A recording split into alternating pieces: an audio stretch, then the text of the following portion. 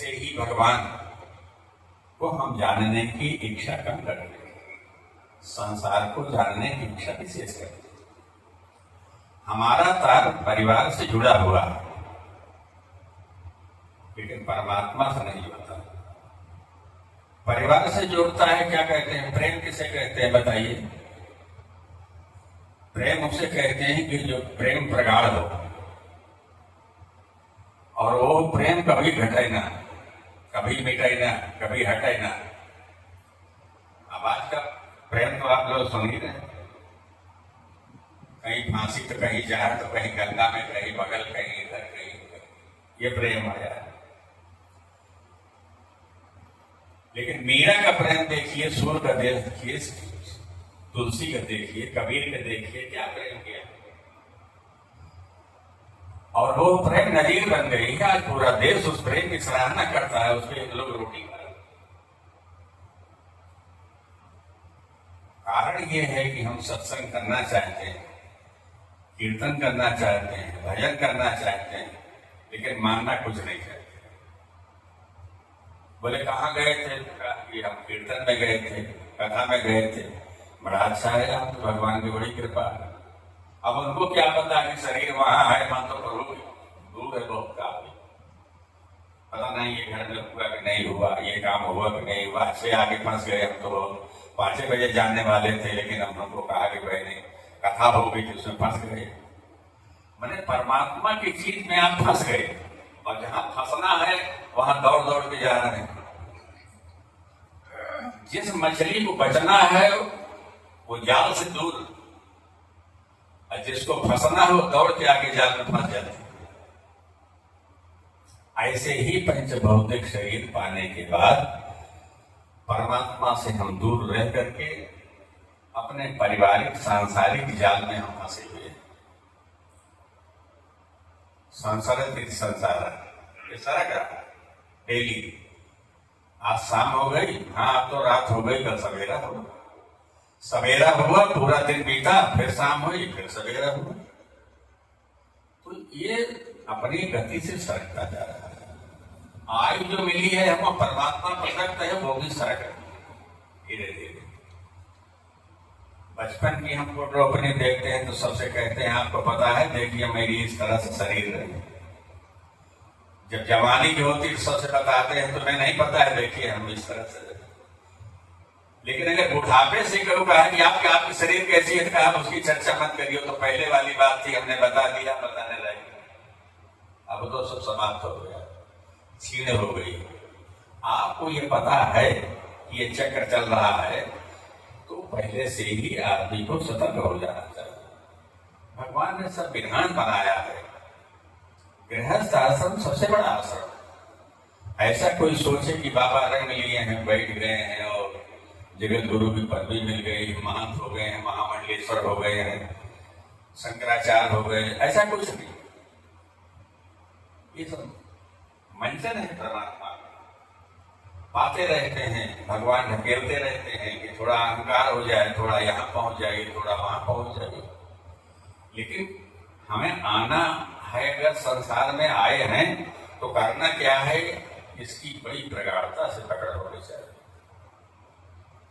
वो कहीं किसी जाने की जरूरत नहीं है। लोग कहते हैं कि महाराज पूजा पाठ शाम के तो कुछ कर लेना चाहिए। हाँ करते तो है महाराज, लेकिन पता नहीं क्या जब पूजा में बैठते तो मने नहीं लगता। अब बताइए इसकी क्या दवा? इसकी कोई दवा नहीं।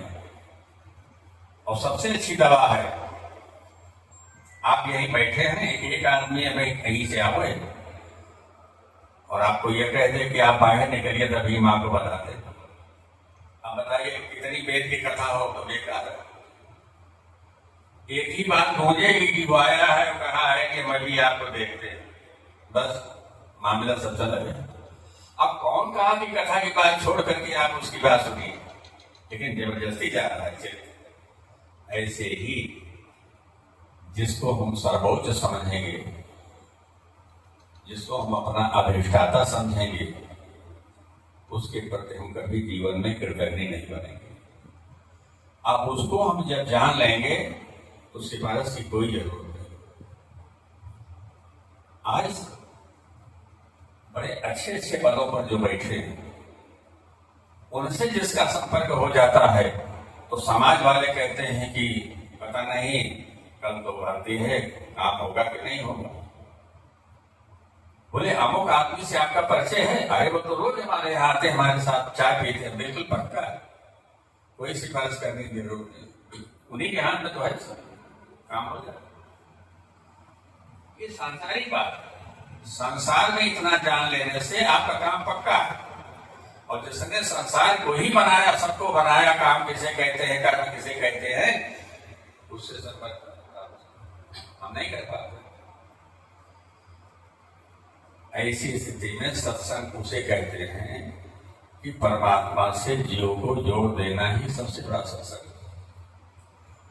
संसार से दुख को मोड़ दे और परमात्मा से जीव को जोड़ दे, ये काम केवल कर ले तो सत्संग उसका कल्याण है।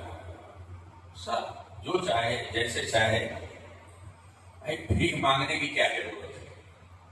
परमात्मा ने आपको सब कुछ दिया, दे रहा है, उसके बाद भी आप परमात्मा से रोज भीख मांगते हैं। महाराज बेटा का एडमिशन हो जाता तो बहुत अच्छा था। अरे आजकल के देवी देवता जो जगत गुरु महाराज प्राण प्रतिष्ठा करा रहे हैं, यही जानते हैं कि अगर गृहस्थ इनके पास पहुंच जाए, कितना बड़ा प्रोत्साहन लेके भगवान के पास पहुंचे। कहाँ गए थे दर्शन करने? हाँ जाते तो आप रोज है, हाँ जाते तो है ना।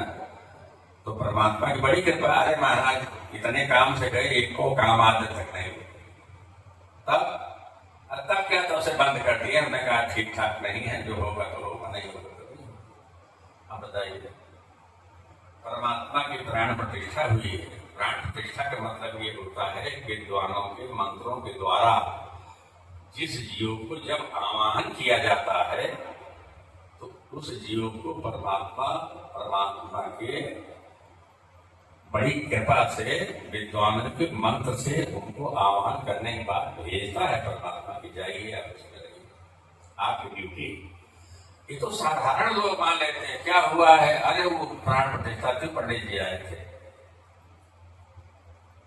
ऐसा नहीं है। विद्वानों को बहुत बड़ा अधिकार मिला है, वो मंत्रों और ज्ञान का अधिकार मिला है। बहुत लोग बहुत कुछ मांगते होंगे, लेकिन मनुष्य मत में लिखा है ज्ञाना देव तो कैवल्यम रहते ज्ञाना न मुक्ति। वो ऋषि लोग क्या मांगे? बोले ज्ञान मांगे। ज्ञान क्या करोगे? अरे ज्ञान तो वो वस्तु है कि हमें संसार से मुक्त करा देती, परम पद प्राप्त करा देती, परमात्मा में लीन करा देती है। हम उसको चाहते हैं और हम कुछ नहीं चाहते। तो ऐसे ही विद्वान जितने हैं, दैवाधीनम जगत सर्वम मंत्राधीनास देवता ते मंत्र ब्राह्मणाधीन तस्मात् ब्राह्मण देवता।